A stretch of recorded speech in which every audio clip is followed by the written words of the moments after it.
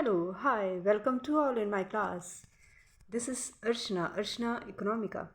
Friends, first of all, आज हम discuss करेंगे कुछ करंट अफेयर्स के बारे में. If you are participating in recently any examination तो this session will be most important for you. और टाइम बिल्कुल वेस्ट नहीं करेंगे, फास्ट करेंगे ताकि आप अगर 2-3 बार वीडियोस देखो ये ना हो कि एक ही वीडियो में 4 घंटे लग जाए. ठीक है ना, कोशिश मेरी यही रहेगी और दुआ करो हो जाए. And first of all motivational कुछ आपके लिए लाइंस हैं. हमारी ज़िंदगी में सब फैसले हमारे नहीं होते, कुछ फैसले वक्त और हालात भी तय करते हैं. भाई नेचुरल सी बात है ना. बच्चा एक छोटा सा होता है, सोचता कुछ और है. बड़ा होता है, जैसे सिचुएशन टर्म्स एंड कंडीशन होते हैं उस हिसाब से जो है उसके अकॉर्डिंग हमें डिसीज़न लेना पड़ता है. राइट. सो इसी के साथ बढ़ते हैं आगे.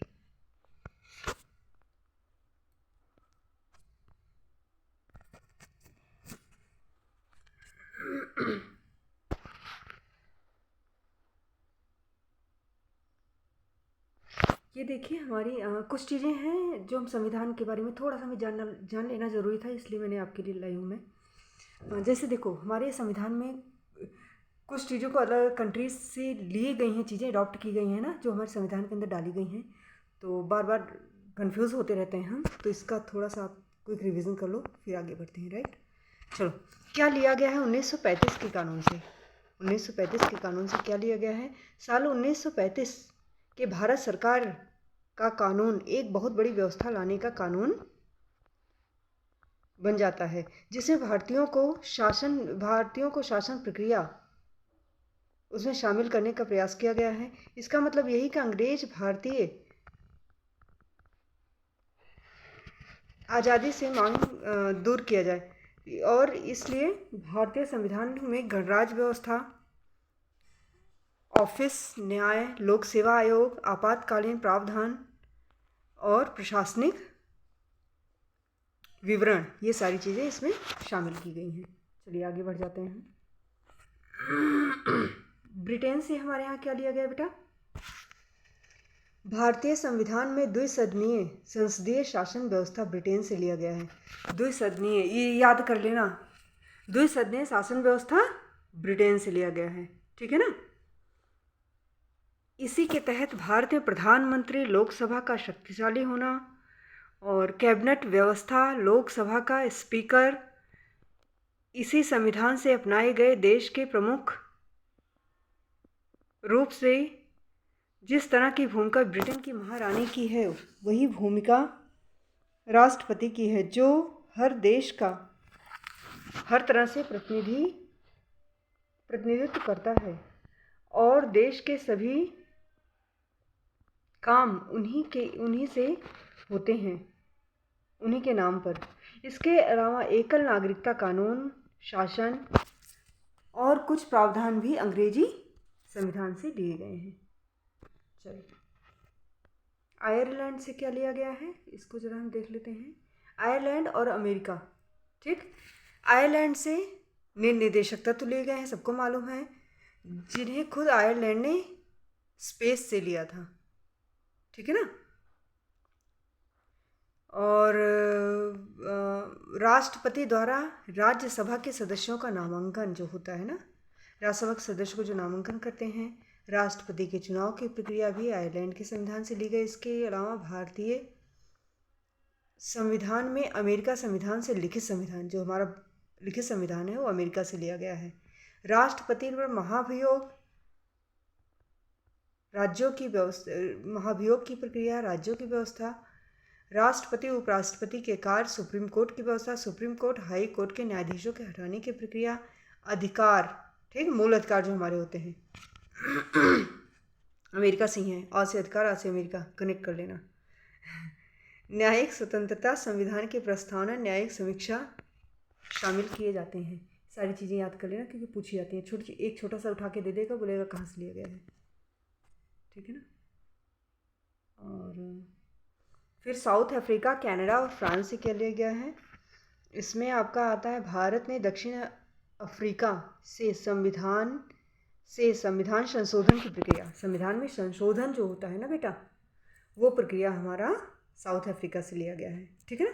संशोधन साउथ अफ्रीका ऐसे डाल देना माइंड में।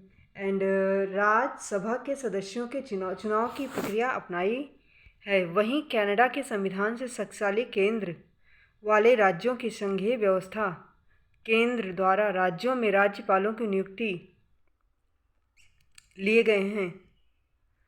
और उसके बाद इसके साथ ही फ्रांस के संविधान में प्रस्तावना में गणतंत्र के आदर्श, स्वतंत्रता, समानता और भाईचारा की अवधारणा को शामिल किया गया है। ऑस्ट्रेलिया के संविधान से क्या लिया गया है? समवर्ती सूची, व्यापार की स्वतंत्रता, व्यापार और अंतरक्रियाएं, संविधान की प्रस्तावना की भाषा हमारी ऑस्ट्रेलिया, ठीक। दोनों सदनों की संयुक्त बैठक की व्यवस्था ली गई। तो सोवियत संघ के संविधान से मूल कर्तव्य सोवियत संघ से लिया गया है, ठीक है ना। मतलब अधिकार हमारा कहाँ से लिया गया था? अमेरिका से। और कर्तव्य, हमारी ड्यूटीज़ जो है, फंडामेंटल ड्यूटीज़ कहाँ से ली गई हैं? सोवियत संघ से। प्रस्तावना में न्याय के आदर्श पंचवर्षीय योजना को अपनाया गया है, ठीक है ना। जर्मनी के संविधान से क्या लिया गया? आपातकालीन व्यवस्था, मूल अधिकारों को खत्म करने की व्यवस्था। जापान से विधि द्वारा स्थापित की गई प्रक्रिया की अवधारणा को लिया गया। जापान से विधि द्वारा स्थापित की गई प्रक्रिया की अवधारणा को लिया गया। ये तो ऐसी है, ठीक है ना। चलो, मैंने ये भी डाल दिया। ध्यान नहीं दिया, कोई नहीं, चलता ही। ये आपका करंट अफेयर आ गया ना, मैंने बोला था 2023 का। ये रिसेंटली एकदम जो आया हुआ है हमारा घटनाओं के बारे में, वही है, ठीक है ना। घटी तक यू कैन ट्रस्ट। चलो जूम कर करके पढ़ें क्या? और जूम करने से ब्लर तो नहीं दिख रहा? हाँ, दिख ही रहा है ना। फिर भी थोड़ा बड़ा तो कर ही लें। 2000 में बाघों की संख्या बढ़कर 3167 हो गई। प्रधानमंत्री नरेंद्र मोदी ने 9 अप्रैल 2023 को प्रोजेक्ट टाइगर के 50 वर्ष पूरे हो जाने पर मैसूर में आयोजित कार्यक्रम में बाघों की संख्या का नया आंकड़ा जारी किया। इसके अनुसार 2022 में देश में बाघों की संख्या 3167 हो गई है। कहीं लिख लो। 2018 में संख्या 2967 था। इस अवसर पर प्रधानमंत्री ने कहा कि यह गर्व की बात है कि एक तरफ हमने 75 वर्ष आज़ादी की पूरी की और दूसरी तरफ भारत में 75% ही बाघ की आबादी है पूरे, ठीक है ना, 3/4। वर्ल्ड वाइल्ड लाइफ फंड के अनुसार दुनिया भर में 3890 बाघ हैं। बाघ गणना के अनुसार पिछले 4 वर्षों में बाघों की संख्या 200 है। इस अवसर पर प्रधानमंत्री ने international big cats alliance IBCA, इसका फुल फॉर्म भी याद कर लेना, इंटरनेशनल बिग कैट अलायंस, ठीक है ना। इसमें वे देश शामिल हैं जहां बिग कैट प्रगति के बाघ, शेर, तेंदुआ, हिम तेंदुआ, पूमा, जगुआर, इधर आ जाते हैं थोड़ा, आदि शामिल हैं। अब उत्तर प्रदेश के, हिमाचल के कई नए क्षेत्र में बाघ मिले हैं। हम, अगर आप यूपी स्पेशल कोई एग्ज़ाम दे रहे हो तो उसके लिए इम्पोर्टेंट है, ठीक है ना। तो उत्तर प्रदेश और हिमाचल के कई क्षेत्रों में बाघ मिले हैं। इसमें यूपी का Shivalik one Mandal, note point should be noted my Lord, ठीक। बलरामपुर, गोंडा, श्रावस्ती के सुहेलवा वन्य जीव अभयारण्य ने बाघों को ज़्यादा संरक्षण की ज़रूरत मानी है। इंटरनेशनल बिग कैट्स अलायंस की शुरुआत प्रधानमंत्री मोदी ने 9 अप्रैल को ही मैसूर के IBCA का शुभारंभ किया। 2019 में PM मोदी ने पूरी दुनिया से आग्रह किया कि एशिया में अवैध शिकार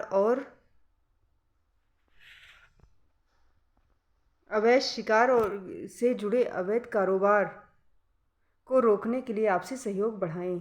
इसीलिए IBCA बना हुआ है। इसमें बाघ, शेर, तेंदुआ, हिम तेंदुआ, चीता, जगुआर, पूमा आदि के संरक्षण की बात कही गई है। अच्छा, ये थोड़ा सा देख लो क्या है। देखो विभिन्न क्षेत्रों में बाघों की संख्या।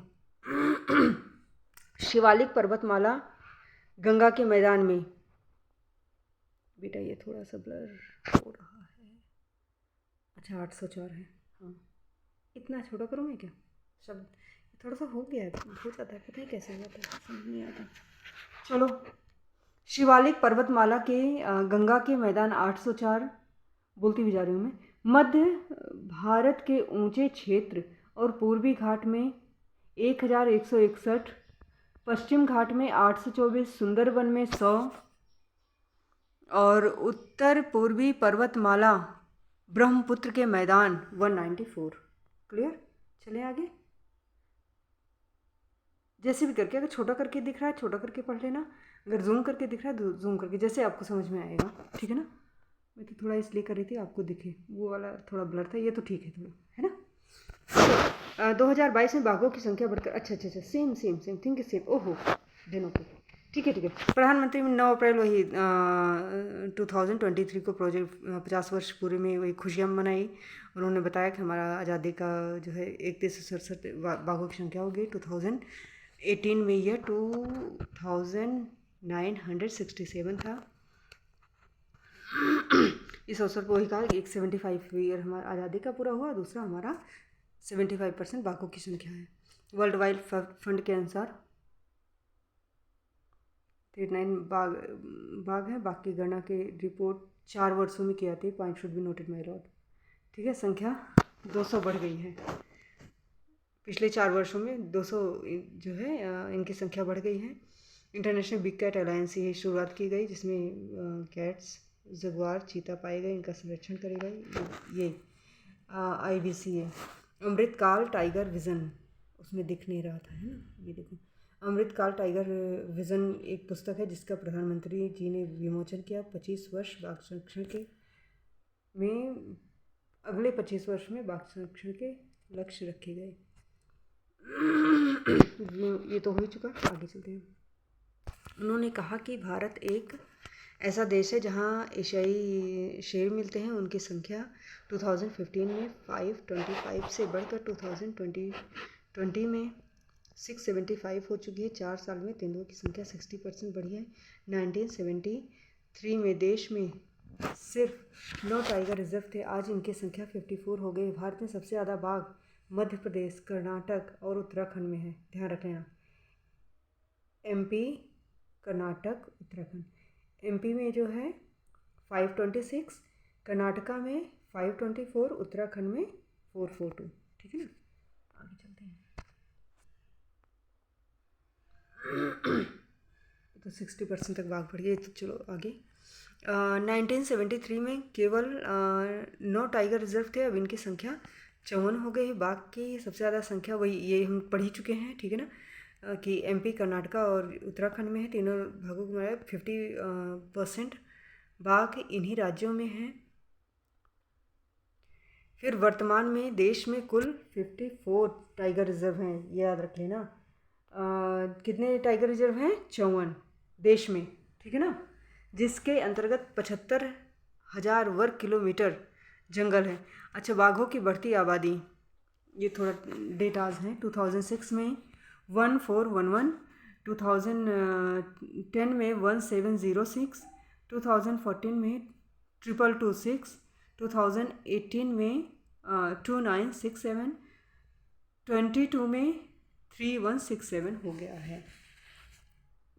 ये 18 और 22 का इम्पोर्टेंट है ज़्यादा, बाकी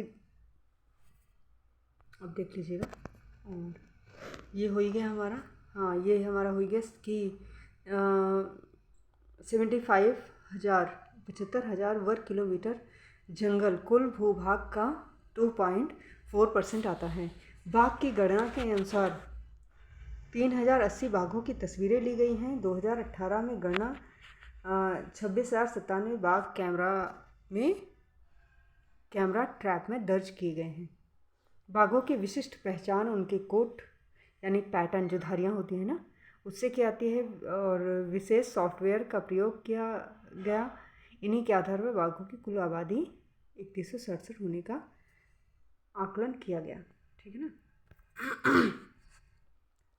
ये हो गया कुल आबादी का कम से कम 3167 होने का वही आकलन। ठीक है ना। आगे चलो। ताज़ा गणना में 6.41 लाख किलोमीटर क्षेत्र पैदल सर्वे हुआ, और 6.41 लाख ही मानव दिवस लगाए गए। ठीक है ना।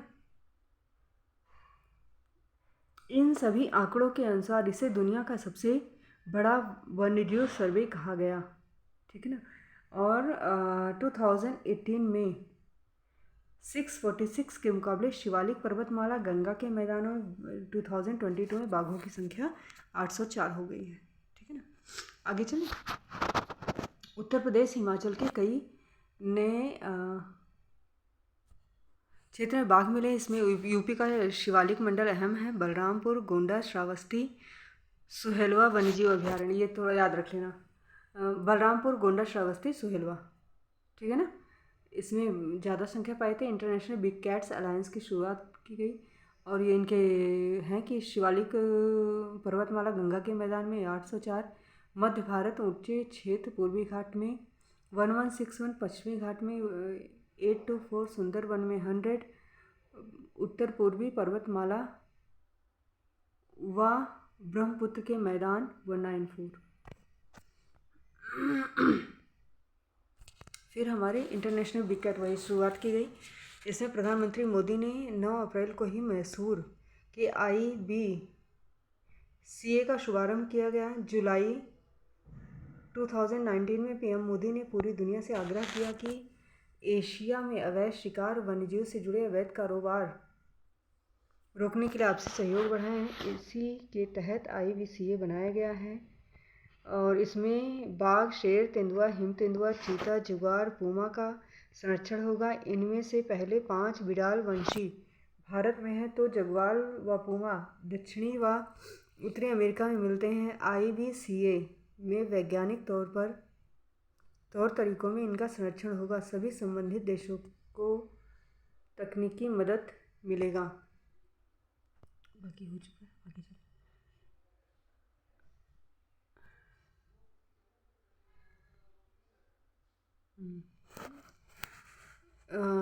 बाघ, शेर, तेंदुआ, जगुआर, पूमा संरक्षण होगा। इनमें 5 बिडाल वंशी भारत में है। जगुआर, पूमा दक्षिणी उत्तरी अमेरिका में मिलते हैं। IBC के तौर पर इनका संरक्षण होगा। सभी संबंधित देशों में मदद की जाएगी, और 97 देश IBC का हिस्सा लेंगे। 24 नए GI टैग के बारे में है। भारत सरकार ने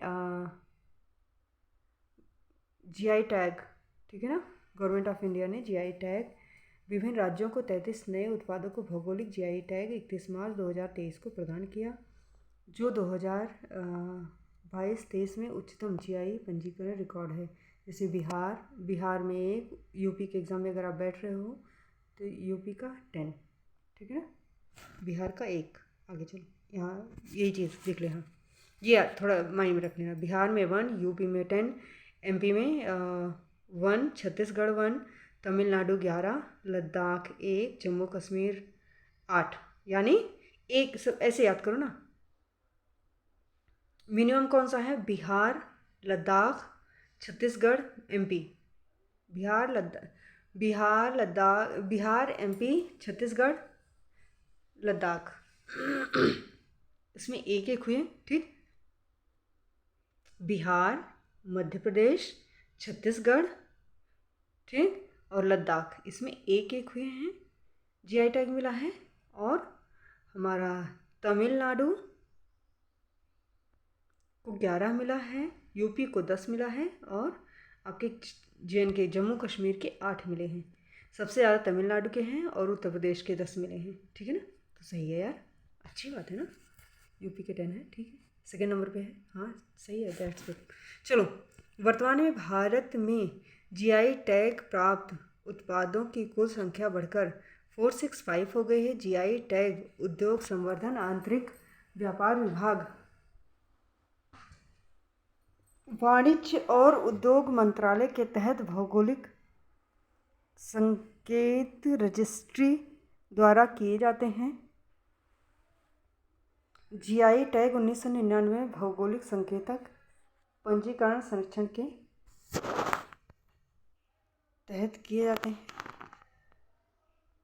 वर्तमान में जीआई टैग उत्पाद की संख्या 465 हो गई। जीआई टैग उद्योग संवर्धन आंतरिक व्यापार विभाग, वाणिज्य उद्योग मंत्रालय के तहत भौगोलिक रजिस्ट्री द्वारा किए जाते हैं। 1999 के भौगोलिक संकेतक पंजीकरण संरक्षण अधिनियम के अनुसार जारी किया जाता है। भारत का पहला जीआई टैग दार्जिलिंग चाय, ये याद कर लेना, दार्जिलिंग चाय को जो वेस्ट बंगाल का है उसको सबसे पहला जीआई टैग मिला। और भारत के यूपी के कौन 10, और सबसे हाईएस्ट किसका गया हमारा तमिलनाडु ना, देख ली एक तुक्के में लगा रहे हैं, नहीं तुक्का नहीं है, सही है सही है, तुक्के में भी कॉन्फिडेंस होना चाहिए। चलो, उसके उत्तर प्रदेश का बनारस, ये गाना सुना है खई के पान बनारस वाला, तो ये गाने वाने में जो स्पेशली करते हैं ना, तो प्रमोशन का ही एक वो है, ठीक है ना। बनारस पान सुपारी को जो है जीआई टैग मिला। बनारस लंगड़ा आम, बनारस के ही रामनगर भंता बैगन, रामनगर भंता बैगन, और साथ साथ आदम चीनी चावल चंदौली, अलीगढ़ ताला, बखीरा पीतल के बर्तन, बांदा शजर पत्थर शिल्प, नगीना लकड़ी शिल्प, प्रतापगढ़ का आंवला, हाथरस का हींग, बहुत फेमस है ये हींग। तो ये 2-3 बार याद करोगे, याद हो जाएगा, ठीक है ना, इतना कोई मुश्किल नहीं है। तो हींग तक हम पढ़ चुके थे, इसके आगे का देखते हैं। अभी उत्तर प्रदेश के कुल 45 उत्पादों को जीआई टैग मिल चुका है। यूपी के मतलब कितने का 45 प्रोडक्ट को जीआई टैग अब तक मिल चुका है। इसमें वाराणसी क्षेत्र 20 वाराणसी क्षेत्र के ही हैं।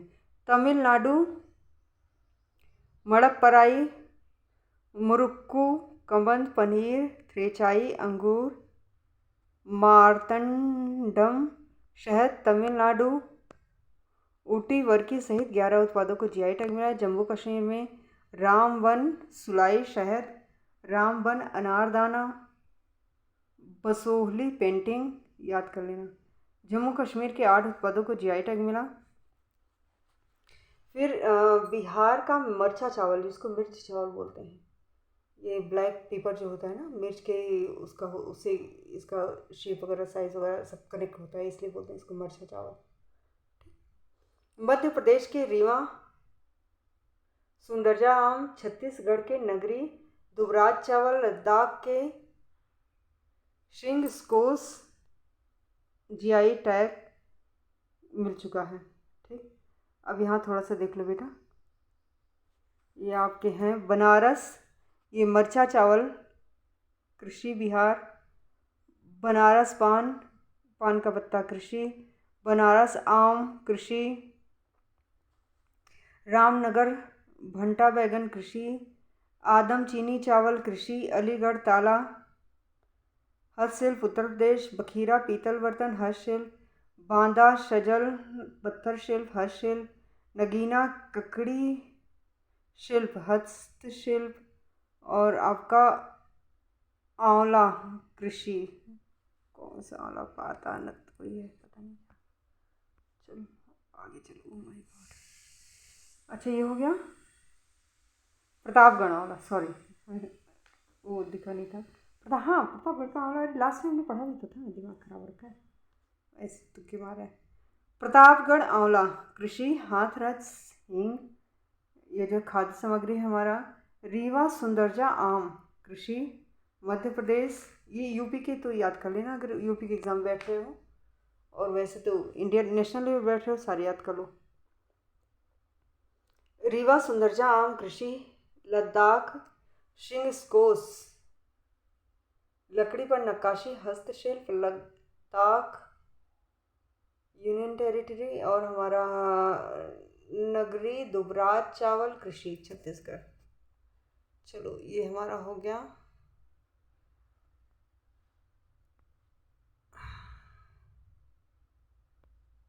हाँ आगे चलो।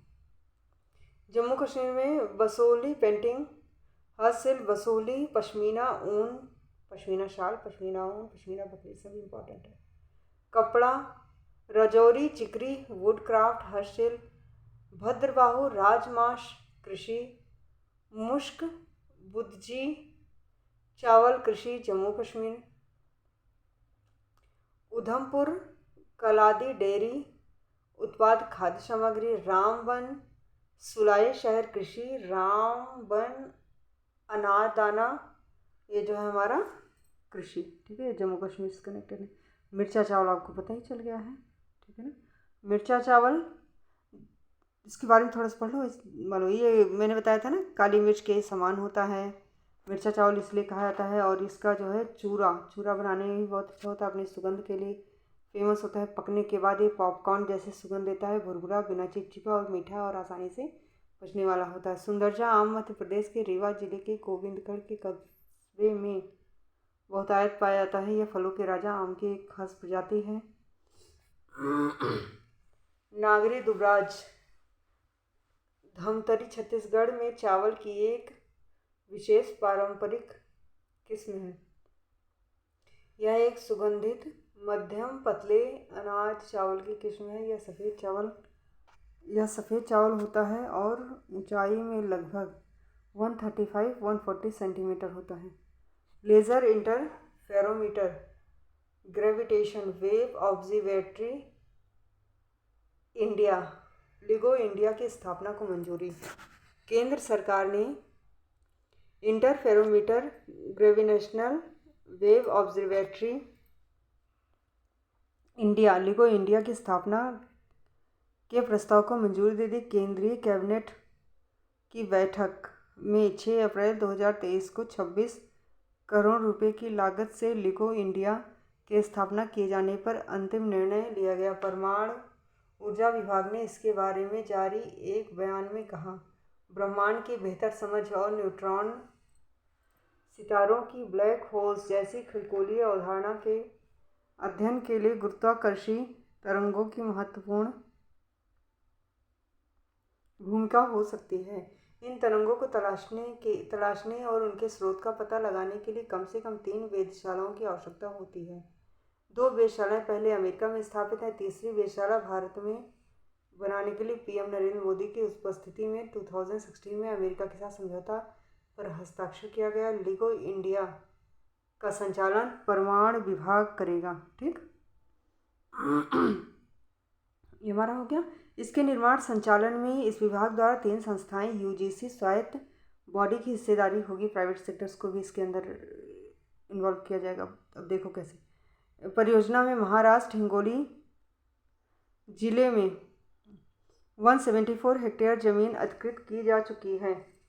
परियोजना के लिए पर्यावरण मंजूरी भी मिल चुकी है। अंतरिक्ष नीति, अब अंतरिक्ष नीति 2023।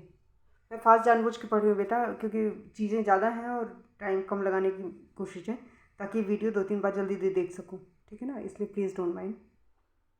अंतरिक्ष कार्यक्रम सुधारों को लेकर केंद्रीय मंत्रिमंडल की सुरक्षा मामलों की समिति ने 6 अप्रैल 2023 को अंतरिक्ष नीति 2023 को मंजूरी प्रदान कर दी। अंतरिक्ष नीति, ठीक है, वही है सेम जो मैंने पढ़ा। आगे चलें। इस नीति के द्वारा रणनीतिक क्षेत्र को छोड़कर बाकी अंतरिक्ष क्षेत्र को निजी क्षेत्र के लिए खोला गया है। अंतरिक्ष क्षेत्र महत्वपूर्ण है सैन्य उपयोग और अन्य राष्ट्रीय लक्ष्यों के लिए भी इसका उपयोग किया जाता है, जिस पर आगे की सरकारी एजेंसियां काम करेंगी। नई अंतरिक्ष नीति लागू होने के बाद अंतरिक्ष कार्यक्रमों में निजी क्षेत्र की हिस्सेदारी, प्राइवेट सेक्टर भी इसमें पार्टिसिपेट करेगा। इससे भारतीय कंपनियों को उपग्रहों के निर्माण से लेकर पर्यटन के लिए अपने यान बनाने के अवसर मिलेंगे और निजी कंपनियां भी अंतरिक्ष का अभियान शुरू कर सकेंगी। बहुत अच्छी बात है यार, मैं भी यही चाहती हूँ। मतलब प्राइवेट सेक्टर और जैसे जो भेदभाव होता है ना, डिस्क्रिमिनेशन होता है, वो नहीं होना चाहिए। अभी last time I was working in सवेयर, मैं नाम नहीं लेना चाहूँगी उस ऑर्गेनाइजेशन का। I was working as a, मतलब जैसे कॉन्ट्रेक्चुअल हम काम करते हैं, बट वहाँ सब कुछ ठीक था। बट जो आपके साथ काम करते हैं, जो परमानेंट एम्प्लॉयज़ होते हैं, वो आपको इस दृष्टि से देख रहे हैं जैसे यू आर बिगर। तो वो जो दृष्टिकोण होता है, सोच, थिंकिंग, वो बहुत गलत है। और मैं चाहती हूँ ये नहीं होना चाहिए यार, ऐसे कैसे काम चलेगा, है ना। तो होगा, धीरे धीरे चेंज हो रहा है, हम ही आप आगे चेंजिंग लाएंगे। बाकी तो अब जो पिछले राजा बने हुए वो तो बने ही रहेंगे, उनका क्या करना, किसी को सुधारने के चक्कर में लाइफ क्यों वेस्ट करना, है ना। अंतरिक्ष नीति देश में पहली बार बनी है। इससे पूर्व 2020 में अंतरिक्ष आगे चलो क्षेत्र में कुछ सुधार किए गए हैं। तब सरकार ने अंतरिक्ष को बढ़ावा देने के लिए इस क्षेत्र को निजी क्षेत्र के शिक्षण संस्थानों तथा स्टार्टअप के लिए खोला गया है। इसके लिए नई agency Indian national space promotion and authorisation centre in space की स्थापना की गई है।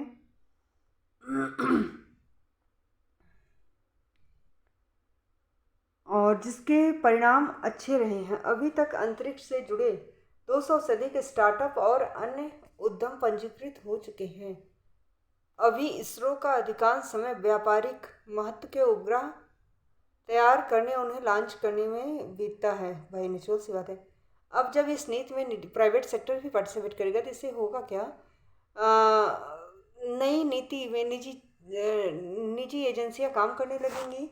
तो इससे जो है अंतरिक्ष तकनीक पर शोध करने में, रिसर्च वगैरह करने में अपना ध्यान इसरो केंद्रित कर सकेगा। नहीं तो इसी में लगा हुआ है। दूसरे निजी क्षेत्र को भी मंजूरी देने से प्रौद्योगिकी का बाजार बढ़ेगा और लोगों को लाभ मिलेगा। मैक्सी एक रिपोर्ट के अनुसार 2021 में विश्व की अंतरिक्ष अर्थव्यवस्था का आकार $500 के करीब रहा है। यह 9 to 10% प्रतिवर्ष से बढ़ रही है, लेकिन इसमें भारत की हिस्सेदारी मात्र 2% है। इसरो के प्रमुख सोमनाथ ने कहा है कि इस नीति से अगले कुछ वर्षों में भारत की हिस्सेदारी बढ़कर 10% हो जाएगी। इसरो लॉन्च पैड से एक निजी company messrs Skyroot orbit rocket Vikram का विक्षेपण किया गया। यह निजी कंपनी अग्निकुल ने लिक्विड इंजन का परीक्षण भी किया। और इससे पूर्व केंद्र ने 2019 में इसरो से जुड़े कार्य के लिए एक सार्वजनिक company new space India limited की स्थापना की, जो इसरो की व्यापारिक संस्थान के रूप में कार्य कर रही है। ये कांगड़ा चाय, हिमाचल की कांगड़ा चाय, कांगड़ा में गई हूँ। हमारा एक इंटरव्यू था, वहाँ गई थी मैं। तिब्बतियन स्कूल है ना कांगड़ा में, धर्मशाला में, वहाँ गई थी मैं।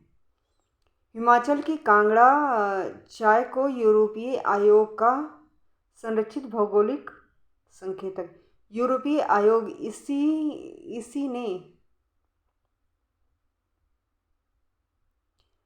भारत की अनूठी कांगड़ा चाय के लिए संरक्षित भौगोलिक संकेतक PGI, ठीक, प्रिजर्व GI टैग, राइट बोलते हैं इसको, तो प्रदान किया, जो हिमाचल प्रदेश के कांगड़ा जिले में उगाई जाती है।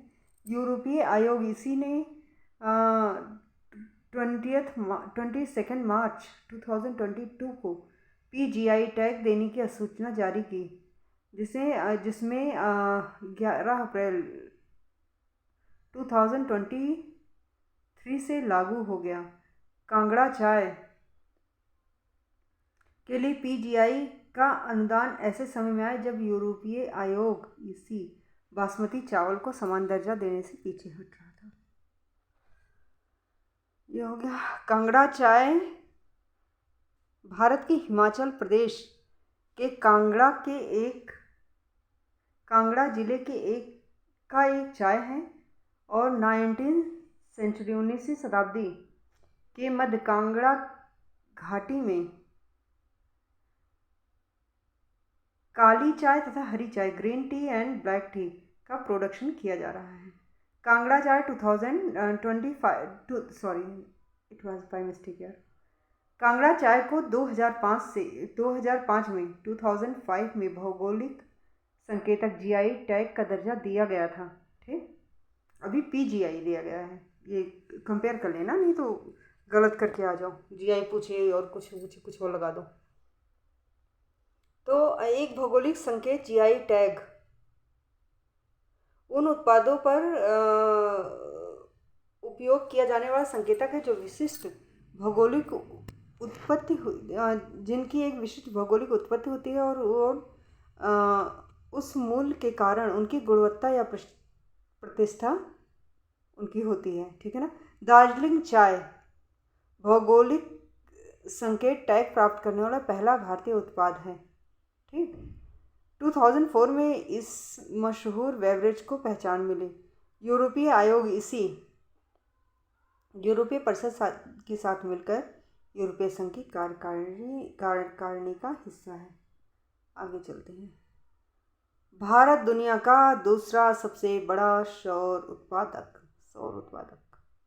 ठीक, India branch equity foundation IBEF की अप्रैल 2023 में प्रकाशित एक रिपोर्ट के अनुसार 2026 तक दुनिया का दूसरा सबसे बड़ा सौर उत्पादक देश बनने की ओर अग्रसर है।